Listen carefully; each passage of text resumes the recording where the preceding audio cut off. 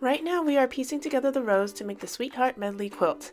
I have my bottom row, which happens to be an HST1 row, and the band row that sits above it in the quilt layout.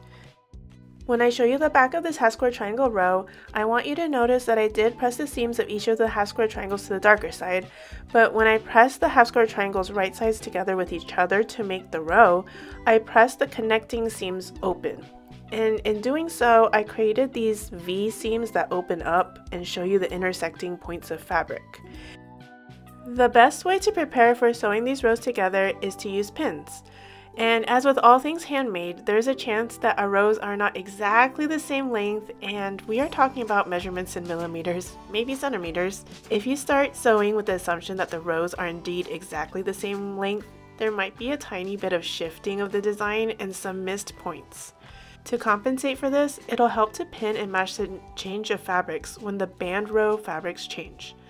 This is also where the half square triangles meet and create these angles in the hearts. Watch as I continue to make sure that the change of these band row fabrics are matched with the opening of the seams created by the half square triangle row.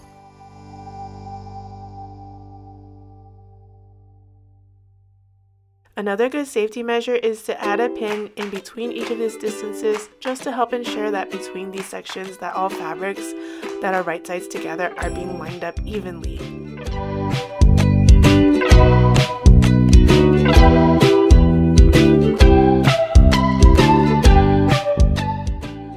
The last thing I want to point out is that when I go to sew the rows right sides together, I like to sew with the half square triangle row on top. When this happens, it'll be easier for me to make sure my 1/4 inch seams goes through the intersection of the fabrics created from the half square triangles. And when that happens, you'll get nice points. Alright, join me at the sewing machine.